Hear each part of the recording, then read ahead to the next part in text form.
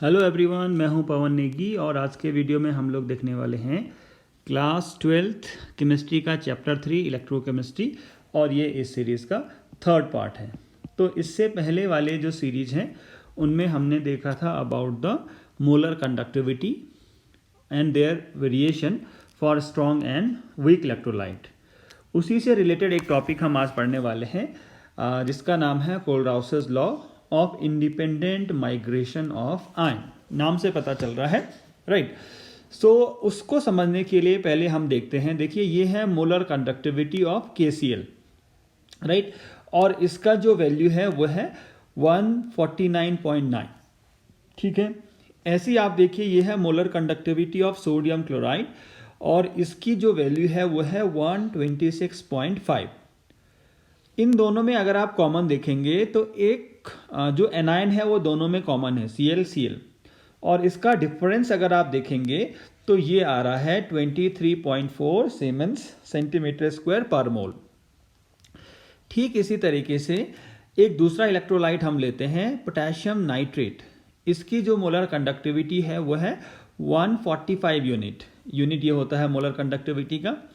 इसके बाद एक दूसरा है सोडियम नाइट्रेट।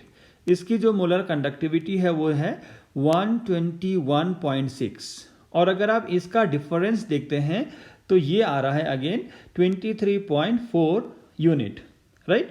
तो आप देखिए पहले जो डिफरेंस था मोलर कंडक्टिविटी का और अब जो डिफरेंस है वो एग्जैक्टली सेम है। और अगर आप देखेंगे इसमें भी क्या है, एक जो एनायन है वो कॉमन है, नाइट्रेट आयन यहाँ भी कॉमन है, नाइट्रेट आयन यहाँ भी कॉमन है। और यहाँ देखिए यहाँ भी पोटेशियम था, यहाँ सोडियम था, यहाँ भी पोटेशियम है, यहाँ सोडियम है। एक और एग्जांपल देखिए, molar conductivity of potassium bromide. एक बात समझ लीजिए, ये इनफाइनाइट डाइल्यूशन में है, नॉट लिखा है। सो KBr इज 151.9 और यहाँ है molar conductivity of sodium bromide is 128.5। Again आप डिफरेंस देखेंगे तो ये अगेन कितना आ रहा है 23.4 साइमन सेंटीमीटर स्क्वायर पर मोल। तो इन तीन एग्जाम्पल से हम ये कंक्लूड करते हैं कि देखिए सोडियम और पोटेशियम की जो मोलर कंडक्टिविटी होगी उनका डिफरेंस हमेशा 23.4 एट इनफाइनाइट डाइल्यूशन है। एक बात और समझ लीजिए, जो इलेक्ट्रोलाइट है KCl मान लीजिए है, तो इसकी अपनी मोलर कंडक्टिविटी है और इसकी मोलर कंडक्टिविटी किसकी वजह से है, दो आयन की वजह से, K positive and Cl negative. मतलब पोटेशियम आयन की अपनी मोलर कंडक्टिविटी है एट इनफाइनाइट डाइल्यूशन और जो क्लोराइड आयन है उसकी अपनी मोलर कंडक्टिविटी है एट इनफाइनाइट डाइल्यूशन, ठीक है। तो क्या है, इन दोनों की मोलर कंडक्टिविटी को जब आप ऐड करेंगे तो ये हो जाएगी मोलर कंडक्टिविटी ऑफ KCl, ठीक है। तो जब हम यहाँ क्या कर रहे हैं, KCl की मोलर कंडक्टिविटी और NaCl की मोलर कंडक्टिविटी का डिफरेंस देख रहे हैं, तो देखिए Cl तो दोनों में कॉमन है, तो मतलब Cl की मोलर कंडक्टिविटी में से Cl की मोलर कंडक्टिविटी कैंसिल हो जाएगी और बचेगा क्या, बचेगा पोटेशियम की मोलर कंडक्टिविटी और सोडियम की मोलर कंडक्टिविटी का difference. In the same way दूसरे वाले एग्जाम्पल में भी आप देखिए यहाँ नाइट्रेट आयन कॉमन है, नाइट्रेट आयन कॉमन है, तो जब आप इनका डिफरेंस निकालोगे तो क्या होगा, नाइट्रेट आयन की मोलर कंडक्टिविटी क्या हो जाएगी, कैंसिल हो जाएगी और आपके पास क्या बचेगा, K की मोलर कंडक्टिविटी और सोडियम की मोलर कंडक्टिविटी का डिफरेंस, ठीक है। ठीक इसी प्रकार से आप देखिए ब्रोमीन में से ब्रोमीन कैंसिल हो जाएगा कि मोलर कंडक्टिविटी, और अगेन हम क्या कर रहे हैं, क्या मिलेगा आपको, पोटेशियम और सोडियम आयन की मोलर कंडक्टिविटी का डिफरेंस मिलेगा।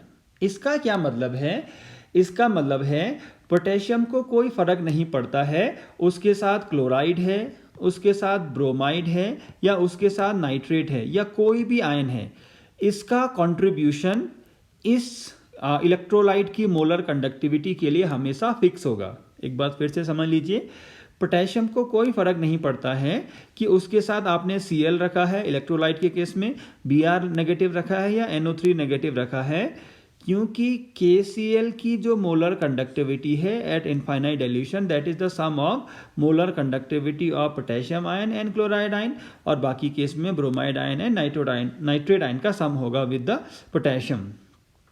तो जो पोटेशियम का कंट्रीब्यूशन है वो हमेशा फिक्स होगा, उससे कोई फर्क नहीं पड़ता है, राइट। और यही क्या है आपके पास, ये है Kohlrausch's law of independent migration of ion. तो इससे हम ये कंक्लूड करते हैं दैट एट इनफाइनाइट डाइल्यूशन, ये बात किस पे हो रही है, एट इनफाइनाइट डाइल्यूशन। और इनफाइनाइट डाइल्यूशन पे होता क्या है, when the dissociation is complete, right, each ion makes a definite contribution towards the molar conductivity of the electrolyte। मतलब अगर आपके पास एक इलेक्ट्रोलाइट है AB और इसकी हम मोलर कंडक्टिविटी देख रहे हैं एट इनफाइनाइट डाइल्यूशन, तो इनफाइनाइट डाइल्यूशन पे क्या होगा, A का अपना कंट्रीब्यूशन होगा मोलर कंडक्टिविटी के लिए और B नेगेटिव का अपना कंट्रीब्यूशन होगा, और दोनों का जो कंट्रीब्यूशन है वो फिक्स होगा। मतलब वो डिपेंड नहीं करता है कि आपने बी नेगेटिव एनायन लिया है या कोई और एनायन लिया है, या आप सी नेगेटिव भी ले सकते हो।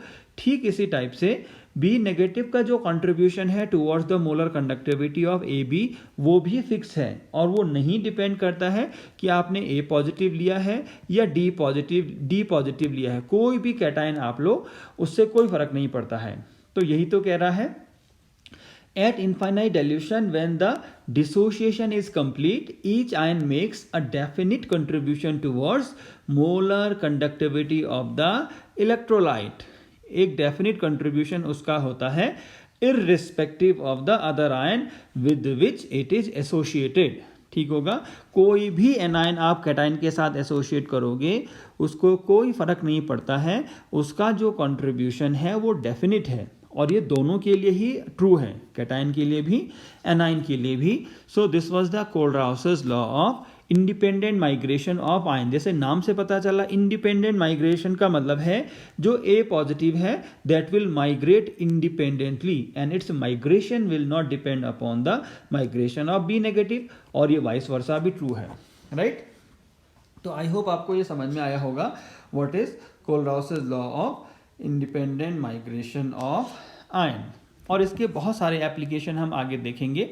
तो इसको अगर हम जनरलाइज फॉर्म में लिखेंगे तो ये कोई भी इलेक्ट्रोलाइट है कि मोलर कंडक्टिविटी वो क्या होता है, वो देखिए आप v positive lambda positive nought plus v negative lambda negative not.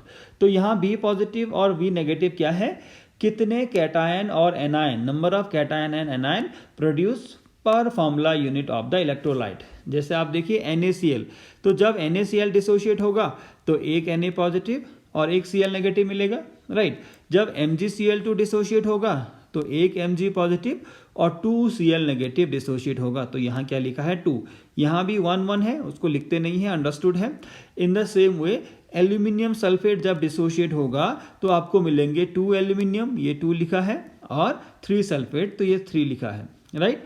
और ये जो लैम्डा पॉजिटिव नॉट और लैम्डा नेगेटिव नॉट है, ये क्या है, ये है molar conductivity of cation eight infinite dilution, और यहाँ है molar conductivity of anion eight infinite dilution. तो ये आप देखिए हर केस में आपको दिखाई दे रहा है, राइट।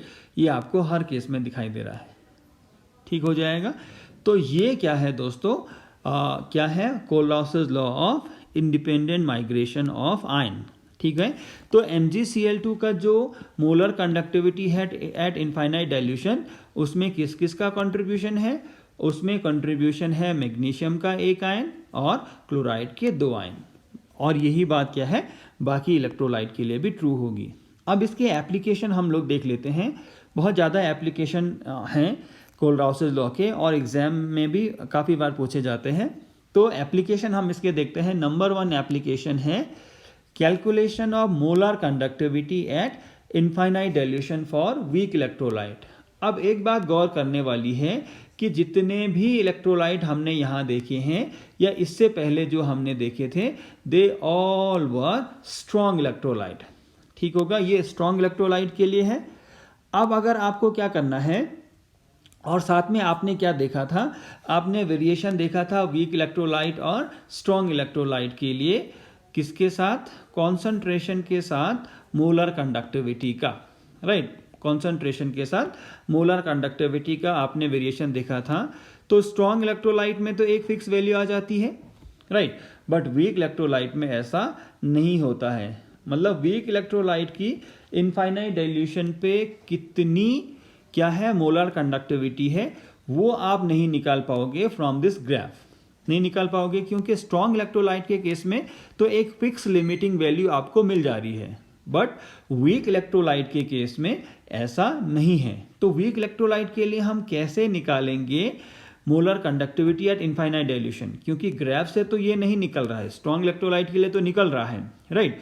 तो इसके लिए हम अप्लाई करते हैं द कोलराउसिस लॉ, राइट। और यही हमने लिखा भी है that molar conductivity of weak electrolyte can not be determined by graph between molar conductivity and square root of concentration, as the weak electrolyte do not have the maximum value of molar conductivity, right, जो हम अभी बता रहे थे। So molar conductivity at infinite dilution can be determined with the help of strong electrolyte by applying Kohlrausch's law। तो strong electrolyte की help से हम क्या निकालेंगे, molar conductivity of weak electrolyte eight infinite dilution, और ये लॉ हम apply करेंगे कैसे, आइए देखते हैं, ठीक है। मान लीजिए हमें क्या करना है, एसिटिक एसिड की मोलर कंडक्टिविटी निकालनी है एट इनफाइनाइट डाइल्यूशन, और आपको पता है जो एसिटिक एसिड है वो कैसा है, it is a weak electrolyte, acetic acid is a weak electrolyte. तो देखिए क्या होगा, एसिटिक एसिड की मोलर कंडक्टिविटी निकालने के लिए एक एट इनफाइनाइट डाइल्यूशन हमें क्या करना पड़ेगा, कुछ स्ट्रॉन्ग इलेक्ट्रोलाइट की हेल्प लेनी पड़ेगी, और इस केस में वो जो स्ट्रॉन्ग इलेक्ट्रोलाइट हैं they are number 1 sodium acetate, hydrogen chloride and sodium chloride. These all are strong electrolyte, and if these are strong electrolyte, their molar conductivity at infinite dilution is known। आपको इतना पता है, right? अगर ये सारे के सारे क्या हैं, strong electrolyte हैं, तो इनकी molar conductivity at infinite dilution known है, राइट, इतना हमें पता है। अब कोलराउसिस लॉ क्या कह रहा है कि जो सोडियम एसीटेट है, पहला इक्वेशन आप देखिए, जो सोडियम एसीटेट है उसकी जो molar conductivity at infinite dilution है, that is the sum of molar conductivity of acetate ion at infinite dilution plus sodium ion at infinite dilution. और यही एसीटेट आयन तो एसिटिक एसिड में भी है, राइट, यही एसिटेट आयन तो acetic acid में भी है। तो अगर मुझे क्या चाहिए, एसिटिक एसिड की मोलर कंडक्टिविटी चाहिए एट इनफाइनाइट डाइल्यूशन, तो मुझे क्या करना पड़ेगा, मुझे एसिटेट आयन की molar conductivity at infinite dilution plus साथ में क्या चाहिए होगा, कंडक्टिविटी ऑफ H पॉजिटिव। अब ये दोनों हमें वीक इलेक्ट्रोलाइट से तो मिल नहीं सकते हैं ग्राफिकल वैल्यू से, तो हमें स्ट्रॉन्ग इलेक्ट्रोलाइट की हेल्प लेनी पड़ेगी। तो यहाँ पर देखिए एसिटेट आयन तो यहाँ से मिल गया, अब H पॉजिटिव कहाँ से मिलेगा, कोई एक ऐसा स्ट्रॉन्ग इलेक्ट्रोलाइट जिसमें H हो, तो HCl देखिए, आप और कोई भी ले सकते हैं नो डाउट, बट इस केस में हमने HCl लिया है। तो HCl के लिए क्या हो जाएगा, again by applying Kohlrausch's law it is sum of H positive and Cl negative, ये भी हो गया। इन द सेम वे आप देखिए NaCl के लिए, अब NaCl में क्यों लिख रहा हूँ वो भी आप समझिए। देखिए अगर मुझे एसिटिक एसिड की मोलर कंडक्टिविटी चाहिए तो मैं क्या करूँगा, इन दोनों इक्वेशन को जोड़ दूंगा। क्यों मैं इन इक्वेशन को जोड़ दूंगा वो भी आप समझिए, क्योंकि यहाँ से मुझे एसिटेट आयन मिला और यहाँ से मुझे H पॉजिटिव मिला, मतलब एसिटिक एसिड के दोनों कंपोनेंट मुझे मिल गए। बट जब मैं जोड़ूंगा तो साथ में मुझे क्या मिलेगा, Na पॉजिटिव भी मिलेगा, Cl नेगेटिव भी मिलेगा, जो नहीं चाहिए। तो मैं क्या करता हूँ, NaCl की जो मोलर कंडक्टिविटी की इक्वेशन है Na पॉजिटिव और Cl नेगेटिव, वो भी लिखता हूँ। अब क्या करना है, बेसिकली सीधा सीधा बात है, इन तीन इक्वेशन को ऐसे अरेंज करना है कि मुझे ये वाली इक्वेशन मिल जाए। कौन सी वाली इक्वेशन, दिस वन। और ये इक्वेशन क्या है, molar conductivity of acetic acid. ये इक्वेशन क्या है, molar conductivity of acetic acid. तो तीन इक्वेशन को हमें किस तरीके से जोड़ना, किस तरीके से अरेंज करना है। तो देखिए राइट हैंड साइड में मुझे क्या चाहिए, एसिटेट आयन और H पॉजिटिव चाहिए। तो मैं इन दोनों को जोड़ूंगा, equation number 1 and equation number 2, इन दोनों को मैंने जोड़ दिया। तो जोड़ने के साथ इसमें क्या आया, Na पॉजिटिव भी आया और Cl नेगेटिव भी आया, ठीक है, तो वो मुझे चाहिए नहीं, मुझे केवल ये दोनों चाहिए। तो मैं क्या करूँगा, ये जो इक्वेशन नंबर 1 और 2 मैंने जोड़ा है, इसमें से इक्वेशन नंबर 3 को मैं लेस कर दूंगा। तो इक्वेशन नंबर 3 में क्या था, Na पॉजिटिव और Cl नेगेटिव, वही जो यहाँ एक्स्ट्रा आ रहा था तो वो यहाँ से लेस हो गया। तो इन तीनों को जब मैं जोड़ूंगा तो क्या होगा, लेफ्ट हैंड साइड में देखिए ये हो गया सोडियम एसिटेट HCl और NaCl, और राइट हैंड साइड में आप देखेंगे केवल क्या बचेगा, एसिटेट आयन और H पॉजिटिव बचेगा। ये जो एसिटेट आयन और H पॉजिटिव है यही क्या है, एसिटिक एसिड में होते हैं। मतलब इन दोनों का सम क्या होगा, एसिटिक एसिड का मोलर कंडक्टिविटी होगा एट इनफाइनाइट डाइल्यूशन। अब इनका तो सम हमें HH पता नहीं है, तो हमें पता क्या है, हमें पता है सोडियम एसिटेट, ये एक स्ट्रॉन्ग इलेक्ट्रोलाइट है तो इसकी molar conductivity at infinite dilution हमें पता है। HCl एक स्ट्रॉन्ग इलेक्ट्रोलाइट है, इसकी molar conductivity at infinite dilution हमें पता है। और NaCl अगेन एक स्ट्रॉन्ग इलेक्ट्रोलाइट है, इसकी molar conductivity at infinite dilution हमें पता है ग्राफिकल रिप्रेजेंटेशन से। बट ये जो वीक इलेक्ट्रोलाइट है इसका ग्राफ से तो हमें पता नहीं था, बट इन दोनों की वैल्यू को जोड़ के इसमें से अगर मैं NaCl की वैल्यू को लेस करता हूं तो वही क्या होगी, एसिटिक एसिड की मोलर कंडक्टिविटी होगी at infinite dilution. So this is the application of the Kohlrausch's law. ऐसे कई सारे एग्जाम्पल हम लोग करने वाले हैं आगे, राइट। इसके साथ साथ हम क्या निकाल सकते हैं, वीक इलेक्ट्रोलाइट के लिए डिसोसिएशन कांस्टेंट निकाल सकते हैं या डिग्री ऑफ डिसोसिएशन निकाल सकते हैं। तो जो डिग्री ऑफ डिसोसिएशन की जो का फॉर्मूला है इसमें वो है alpha is equal to molar conductivity at concentration C divided by molar conductivity at infinite dilution. चाहो तो आप M भी लिख सकते हो यहाँ पर। अब आप देखिए किसी पर्टिकुलर कॉन्सेंट्रेशन पे तो मोलर कंडक्टिविटी नोन होती है वीक इलेक्ट्रोलाइट की, और इनफाइनाइट डाइल्यूशन पे अभी हमने पहले वाले मेथड से निकाला। तो इनका जब आप रेशियो निकालते हो तो अल्फा की वैल्यू आ जाती है, और आपको पता है वीक इलेक्ट्रोलाइट के लिए अल्फा की वैल्यू 1 से कम होती है, राइट। तो जब हमें अल्फा की वैल्यू भी पता चल गई तो आप डिसोसिएशन कांस्टेंट निकाल सकते हैं। तो डिसोसिएशन कांस्टेंट अगर आपके पास मोनो बेसिक एसिड है जैसे CH3COOH gives you what, CH3COO minus और H पॉजिटिव। तो इस केस के लिए जो डिसोसिएशन कांस्टेंट Ka या Ka है वो कितना है आपको पता है, C⁴/1 माइनस अल्फा आता है। ये हम पहले वाले चैप्टर में भी और इक्विलिब्रियम में भी देख चुके हैं। इस एसिड के लिए डिसोसिएशन कांस्टेंट का फॉर्मूला ये होता है। तो कॉन्सेंट्रेशन हमें पता है और अल्फा की वैल्यू हमें पता है दूसरे वाले मेथड से, तो हम यहाँ से Ka की वैल्यू निकाल सकते हैं, राइट। तीसरा क्या है, calculation of solubility of sparingly soluble salt. अब आप देखिए दो चीजें हैं इसमें, एक तो है सॉल्युबिलिटी और एक है स्पेरिंगली सॉल्युबल सॉल्ट। तो पहले हम ये समझ लेते हैं स्पेरिंगली सॉल्युबल सॉल्ट्स क्या होते हैं। ये भी हमने क्लास 11 में देखा था। ऐसे सॉल्ट जिनकी सॉल्युबिलिटी बहुत कम होती है, राइट, उनको हम कहते हैं स्पेरिंगली सॉल्युबल सॉल्ट। और सॉल्युबिलिटी का क्या मतलब है, सॉल्युबिलिटी का मतलब है दोस्तों the maximum amount of solute that can be dissolve in 100 gram of solvent at a particular temperature.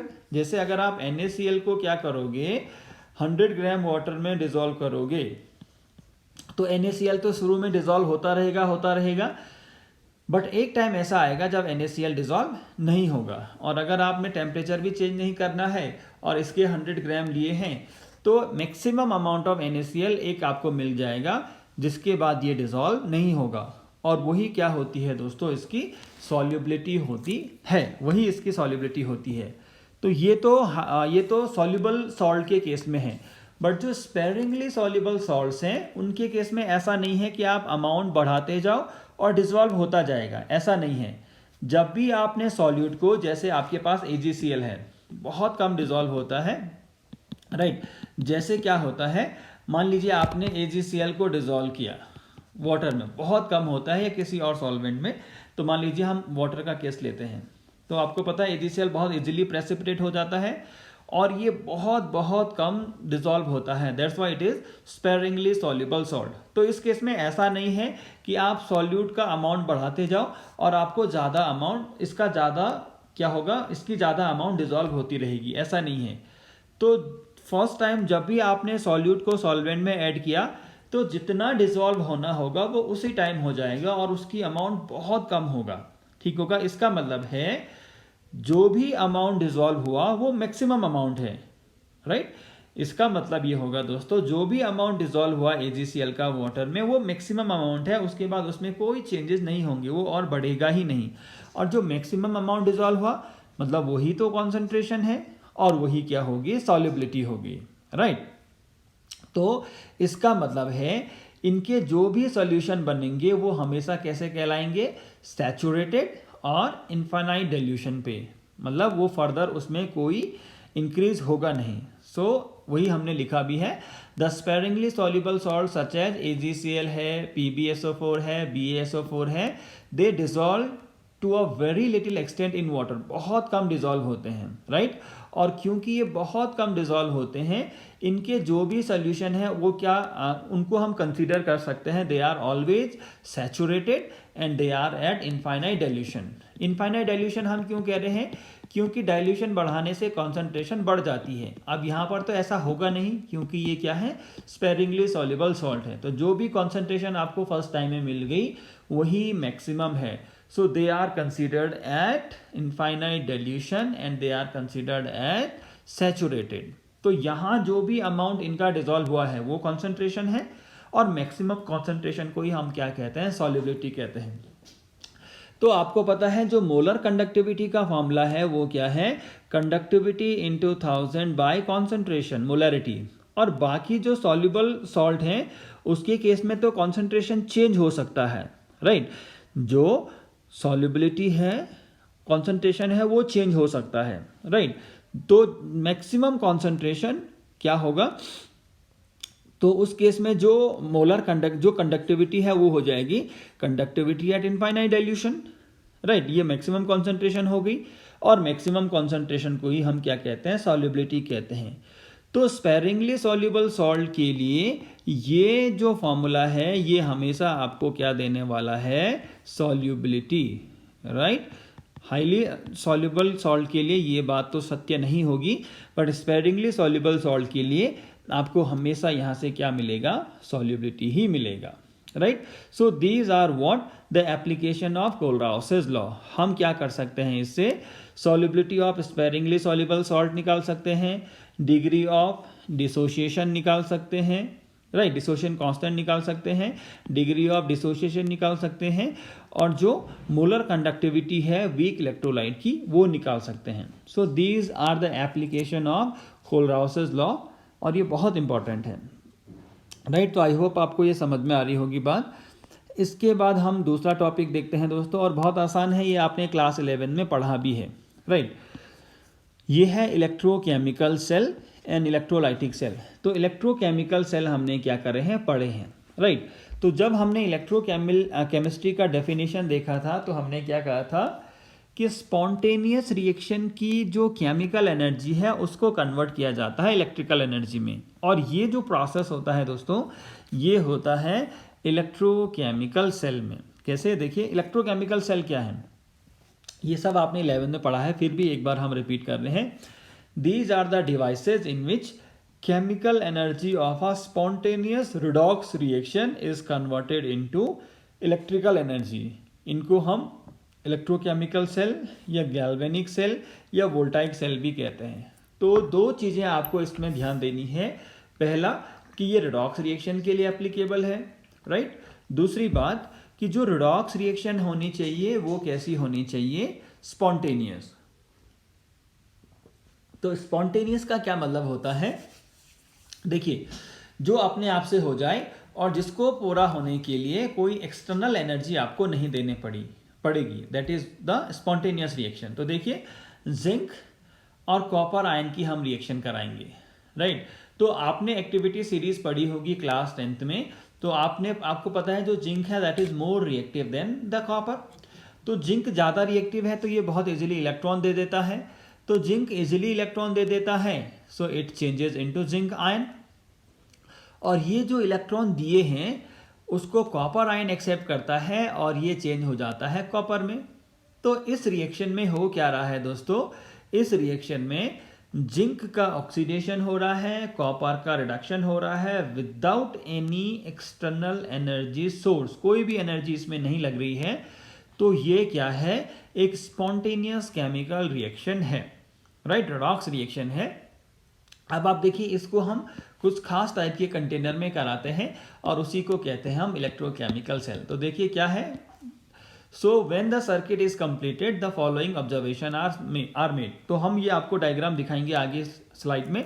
तो पहले देखिए जैसे जैसे रिएक्शन होता है, होता क्या है, zinc rod gradually loses its weight. जो जिंक है देखिए वो जिंक आयन में चेंज हो रहा है और जिंक आयन तो रॉड में रहेंगे नहीं, तो मतलब जिंक से जिंक का लॉस हो रहा है in the form of zinc ion. तो जिंक का रॉड क्या होगा, उसका जो वेट है वो धीरे धीरे कम होगा और आगे चल के आप देखेंगे ये जो जिंक रॉड है that is dipped in zinc sulphate solution. तो वो जिंक आयन कहाँ जा रहे हैं, जिंक सल्फेट के सोल्यूशन में जा रहे हैं। सो हो क्या रहा है दूसरा चीज, the concentration of zinc ion in ZnSO4 solution increases, वहां ये क्या होता है, बढ़ रहा है, ठीक है। तीसरा देखिए, copper gets deposited on electrodes, मतलब जो कैथोड है, देखिए कॉपर आयन तो क्या है, एक्वा सोल्यूशन की फॉर्म में था और कॉपर का इलेक्ट्रोड भी है, कैथोड हम समझेंगे आगे क्या है।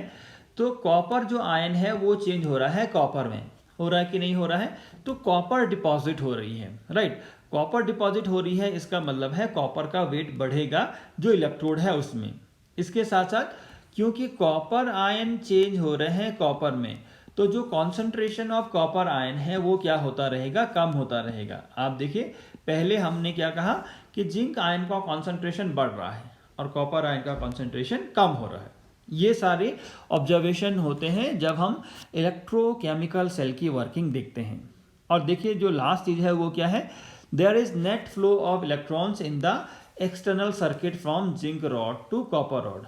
तो इलेक्ट्रिकल एनर्जी कैसे प्रोड्यूस हुई, देखिए इलेक्ट्रिकल एनर्जी का मतलब है इलेक्ट्रिसिटी, इलेक्ट्रिसिटी का मतलब है फ्लो ऑफ चार्ज, और फ्लो ऑफ चार्ज का मतलब है, देखिए यहाँ पर जिंक रॉड से या जिंक इलेक्ट्रोड से कॉपर में इलेक्ट्रॉन फ्लो हो रहे हैं, तो वही तो इलेक्ट्रिसिटी हो गई।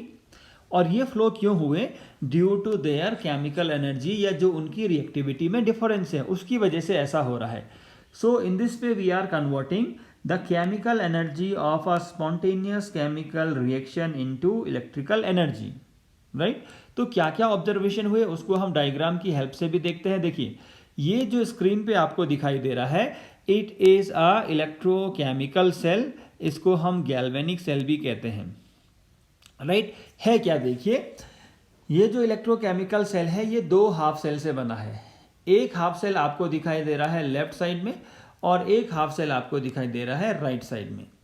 जो लेफ्ट साइड में जो हाफ सेल है उसको हम कहते हैं ऑक्सीडेशन हाफ सेल, ठीक है, और जो राइट साइड में जो है उसको हम कह सकते हैं रिडक्शन हाफ सेल, ठीक हो जाएगा। ऑक्सीडेशन हाफ सेल क्यों कहते हैं, क्योंकि यहाँ ऑक्सीडेशन होता है। अब देखिए इसमें क्या है, इसमें एक रॉड है जिंक की जिसको हम कहते हैं एनोड। क्यों एनोड है, क्योंकि यहाँ जिंक का ऑक्सीडेशन होता है। देखिए ये जिंक रॉड में क्या होंगे, जिंक के एटम होंगे, राइट, ये सारे जिंक के एटम हैं। अब जिंक का जो एटम है वो ज़्यादा रिएक्टिव है कॉपर से, राइट साइड में आपको कॉपर दिखाई दे रही है, तो ये जिंक जो है वो चेंज होगा Zn2 पॉजिटिव में +2 इलेक्ट्रॉन में। अब जो 2 इलेक्ट्रॉन है वो तो इस रॉड पे रहेंगे, राइट, और ये एक्सटर्नल सर्किट से फ्लो हो जाएंगे। यही तो हमने कहा था कि एक्सटर्नल सर्किट से क्या होता है, जो इलेक्ट्रॉन है वो जिंक से कॉपर की तरफ मूव करते हैं, यही तो फ्लो ऑफ इलेक्ट्रिसिटी है। अब यहाँ जो जिंक आयन बचे वो कहाँ जाते हैं, एक्वा सोल्यूशन में आ जाते हैं। तो धीरे धीरे क्या होगा, इस रॉड से जिंक एटम जिंक आयन की फॉर्म में इस सोल्यूशन में आते रहेंगे। तो हमने कहा था यहाँ कॉन्सेंट्रेशन ऑफ जिंक आयन बढ़ता रहेगा, ठीक हो जाएगा। और क्योंकि जिंक का लॉस हो रहा है तो इसका वेट कम होता रहेगा, एक बात। दूसरे साइड आप देखेंगे तो यहाँ क्या है, एक कॉपर की रॉड है और ये सोल्यूशन किसका है, कॉपर सल्फेट का है, मतलब Cu2 पॉजिटिव। तो जो इलेक्ट्रॉन आए थे एक्सटर्नल सर्किट से वो इस रॉड के ऊपर डिपॉजिट हो जाएंगे और इस सोल्यूशन में क्या है, यहाँ Cu2 पॉजिटिव है, तो ये इस रॉड से इलेक्ट्रॉन एक्सेप्ट करके क्या हो जाएंगे, न्यूट्रलाइज हो जाएंगे और इस रॉड में डिपॉजिट हो जाएंगे। तो धीरे धीरे ये रॉड क्या होगा, इसमें कॉपर का जो वेट है वो बढ़ता रहेगा और यहाँ इसका ऑपोजिट हो रहा है, यहाँ जिंक का वेट कम हो रहा है। So these are the observation, ठीक होगा। और यहाँ देखिए रिडक्शन हो रहा है, Cu2 पॉजिटिव 2 इलेक्ट्रॉन को एक्सेप्ट कर रहा है जो रॉड में मिल रहे हैं और वो कहाँ से आए, जिंक ने दिए, और ये चेंज हो जा रहा है कॉपर में। तो ये हो जाएगा दोस्तों कैथोड, राइट। तो हमेशा आप याद रखिए कैथोड में क्या होता है, रिडक्शन होता है, और एनोड में क्या होता है, ऑक्सीडेशन होता है, चाहे वो कैसा भी है, ठीक हो जाएगा। एक और बात, यहाँ आप देखेंगे जो एनोड है उसके ऊपर नेगेटिव चार्ज है। क्यों है नेगेटिव चार्ज, क्योंकि जिंक आयन इलेक्ट्रॉन दे रहा है और ये इलेक्ट्रॉन इस रॉड के ऊपर एक्यूमुलेट हो रहे हैं, तो यहाँ नेगेटिव चार्ज है। और यहाँ कैथोड के ऊपर पॉजिटिव चार्ज है, क्योंकि कैथोड से क्या हो रहा है, इलेक्ट्रॉन का लॉस हो रहा है। देखिए ये जो इलेक्ट्रॉन आए थे बाहर से वो Cu2 पॉजिटिव के साथ न्यूट्रलाइज हो जा रहे हैं। तो इलेक्ट्रोकेमिकल सेल में एनोड के ऊपर नेगेटिव चार्ज और कैथोड के ऊपर पॉजिटिव चार्ज। इलेक्ट्रोलाइटिक सेल में ये चेंज हो जाता है केवल चार्ज, बट हमेशा ऑक्सीडेशन होता है एनोड पे और रिडक्शन होता है कैथोड पे। अब हाफ रिएक्शन क्या क्या है, बहुत आसान है। देखिए जिंक 2 पॉजिटिव में चेंज होगा by the loss of 2 electron, इसको हम कहते हैं oxidation half reaction. Copper 2 electron accept करके कॉपर में चेंज हो जाता है, इसको हम कहते हैं रिडक्शन हाफ रिएक्शन। एक और चीज़ आपको इसमें दिखाई दे रही है, इसको हम कह रहे हैं सॉल्ट ब्रिज। ये जो इन्वर्टेड यू शेप्ड ट्यूब आपको दिखाई दे रही है, इसको हम कहते हैं सॉल्ट ब्रिज। तो इसका क्या काम है, देखिए इसका काम क्या है, जैसे जैसे रिएक्शन प्रोसीड करेगी तो एक टाइम ऐसा आता है, अब आप देखिए क्या होगा, यहाँ से क्या आने वाले हैं, जैसे हमने क्या कहा कि यहाँ से जैसे जैसे रिएक्शन आगे बढ़ रही है Zn2 पॉजिटिव का कॉन्सेंट्रेशन बढ़ रहा है सोल्यूशन में, क्योंकि रॉड से Zn2 पॉजिटिव आ रहे हैं। इनिशियली तो ये कैसा था, न्यूट्रल था, Zn2 positive plus SO4 2 negative, initially ये न्यूट्रल था। अब जैसे जैसे जिंक आयन आते रहेंगे इलेक्ट्रोड से सोल्यूशन में, तो क्या होगा, पॉजिटिव आयन का कॉन्सेंट्रेशन बढ़ता रहेगा, मतलब इलेक्ट्रिकल न्यूट्रलिटी अब रहेगी नहीं। और जब ये काफ़ी बढ़ जाएगा जिंक आयन का कॉन्सेंट्रेशन, तो नया जिंक आयन आ नहीं पाएगा, क्योंकि पॉजिटिव में क्या होता है, रिपल्शन होता है। एक बात। दूसरी बात, यहाँ क्या हो रहा है, यहाँ Cu2 पॉजिटिव कम हो रहा है, क्योंकि वो Cu में चेंज हो जा रहा है, राइट। Cu2 पॉजिटिव कम हो रहा है, मतलब यहाँ सल्फेट आयन का नंबर बढ़ेगा कंपैरेटिवली, और यहाँ नेगेटिव चार्ज होगा। इसमें क्या होगा, नेगेटिव चार्ज डेवलप होगा, और आने वाला इलेक्ट्रॉन भी तो नेगेटिव है, ठीक होगा। तो आने वाला इलेक्ट्रॉन भी नेगेटिव है और यहाँ भी नेगेटिव चार्ज है, तो वो क्या आ पाएगा, नहीं, क्योंकि नेगेटिव में होता है रिपल्शन। तो जैसे जैसे रिएक्शन आगे बढ़ेगी, अब उसका आगे बढ़ना पॉसिबल नहीं होगा, क्योंकि यहाँ से जिंक आयन तो इसमें नहीं आ पा रहे हैं और इलेक्ट्रॉन भी यहाँ नहीं आ पा रहे हैं, तो आपका जो सेल है वो काम करना बंद कर देगा। सेल काम करना बंद कर देगा मतलब इलेक्ट्रॉन का फ्लो नहीं हो पाएगा फ्रॉम द एक्सटर्नल सर्किट। तो उस चीज़ को क्या करता है, रोकता है कौन, सॉल्ट ब्रिज। तो सॉल्ट ब्रिज में क्या है, बेसिकली सॉल्ट ब्रिज में क्या है, कोई सर्टेन इलेक्ट्रोलाइट है जिसमें क्या होते हैं, दोनों टाइप के आयन है। मान लीजिए इसमें क्या है, K पॉजिटिव NO3 नेगेटिव है, और ये एक जेली टाइप सोल्यूशन में होता है, राइट। यहाँ और यहाँ लगा देते हैं कॉटन प्लग, ठीक होगा, कॉटन यहाँ लगा देते हैं। तो मान लीजिए यहाँ क्या हो रहा है, जैसे जैसे रिएक्शन आगे बढ़ा, तो हमने क्या कहा, यहाँ पॉजिटिव चार्ज का नंबर बढ़ रहा है। तो पॉजिटिव चार्ज का नंबर बढ़ रहा है, तो उसको न्यूट्रलाइज करने के लिए यहाँ से certain number of negative charge यहाँ चाहते हैं और उसको न्यूट्रलाइज कर देते हैं। और हमने कहा कि इधर वाले में नेगेटिव चार्ज बढ़ रहा है, तो उसको न्यूट्रलाइज करने के लिए certain number of positive charge यहाँ आते हैं और उसको न्यूट्रलाइज कर देते हैं। कुल मिला के सॉल्ट ब्रिज की वजह से दोनों जो हाफ सेल हैं उनमें इलेक्ट्रिकल न्यूट्रलिटी मेंटेन रहती है और सेल आपका काम करने लगता है, राइट। और ये देखिए ये क्या कर रहा है, पाथ भी तो पूरा कर रहा है, क्योंकि इलेक्ट्रिसिटी को फ्लो होने के लिए तो एक क्लोज पाथ चाहिए, कंप्लीट पाथ चाहिए।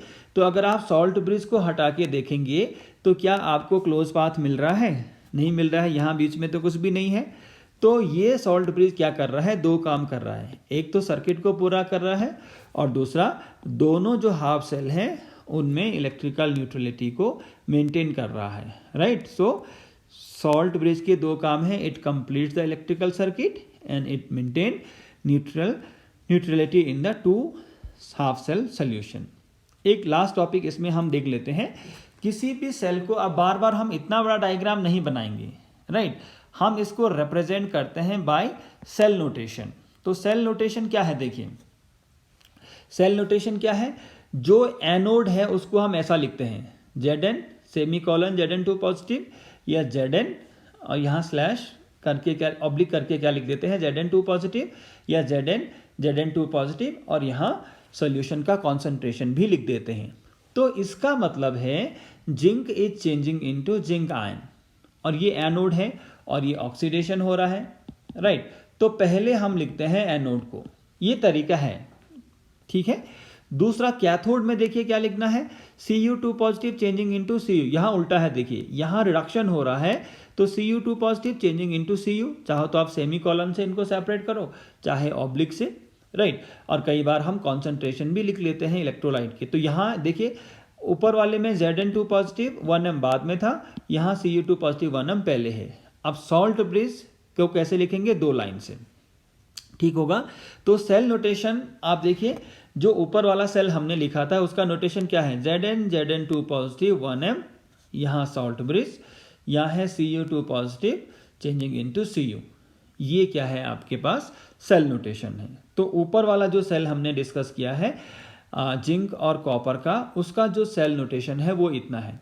अब देखिए इसमें कैसे हमको याद रखना है कि देखिए जो कैथोड है उस पर होता है रिडक्शन, राइट, और वो होता उस पर चार्ज होता है पॉजिटिव और वो होता है राइट साइड में, राइट। आपने देखा होगा CRPF central reserve police force, तो इस F को अगर आप R बना देंगे तो ये हमारा सेल नोटेशन लिखने में काम आएगा। तो कैथोड हमेशा लिखना है राइट में, उस पर पॉजिटिव चार्ज होता है और उसमें क्या रिएक्शन होता है, रिडक्शन, ठीक। तो जो ज़्यादा एक्टिव है उसका ऑक्सीडेशन होगा, ये आप याद रखिए, क्योंकि मेटल एक्टिविटी का मतलब है टेंडेंसी टू लूज इलेक्ट्रॉन, यही तो है, मेटल आर इलेक्ट्रोपॉजिटिव, तो उनकी रिएक्टिविटी का मतलब है वो इलेक्ट्रॉन का लॉस करेंगे। एक और देखते हैं हम एग्जांपल, हमें क्या लिखना है, सेल नोटेशन लिखना है CuAgNO3 का, मतलब आपके पास जो इलेक्ट्रोड है वो है कॉपर का और Ag का। कॉपर कौन से इलेक्ट्रोलाइटिक सोल्यूशन में है, कॉपर नाइट्रेट, और Ag कौन से इलेक्ट्रोलाइटिक सोल्यूशन में है, सिल्वर नाइट्रेट। तो आपको पता है इलेक्ट्रोकेमिकल एक्टिविटी सीरीज से जो कॉपर है वो ज़्यादा रिएक्टिव है सिल्वर से, राइट। तो कॉपर का क्या होगा दोस्तों, oxidation, right, Cu changing into Cu2 positive plus 2 electron. जो सिल्वर है उसका रिडक्शन होगा क्योंकि वो कम रिएक्टिव है, तो रिडक्शन होने का मतलब है Ag पॉजिटिव प्लस और Ag। जब हम ओवरऑल सेल रिएक्शन लिखेंगे तो उसमें नंबर ऑफ इलेक्ट्रॉन नहीं आने चाहिए। तो हम कैसे लिखेंगे ओवरऑल सेल रिएक्शन के लिए, ये जो इक्वेशन नंबर 2 है सिल्वर वाली, इसको 2 से मल्टीप्लाई करेंगे क्योंकि यहाँ 2 इलेक्ट्रॉन हैं, राइट, और फिर उन दोनों को हम ऐड करेंगे। ये सब क्लास 11 में हमने देखा है। तो क्या होगा, 2Ag पॉजिटिव 2 इलेक्ट्रॉन और ये भी हो जाएगा 2Ag। तो अगर मैं इसको इक्वेशन नंबर 1 मानूं, इसको इक्वेशन नंबर 2 मानूं, तो ओवरऑल सेल रिएक्शन में इन दोनों को हम ऐड कर देंगे। तो ये हो जाएगा Cu प्लस 2Ag पॉजिटिव, ये हो जाएगा Cu2 पॉजिटिव प्लस 2Ag, ठीक है। अब सेल नोटेशन कैसा होगा देखिए, एनोड कौन है, copper in solid state, right. इसका क्या हो रहा है, ऑक्सीडेशन किस में चेंज हो रहा है, Cu2 पॉजिटिव एक्वस में।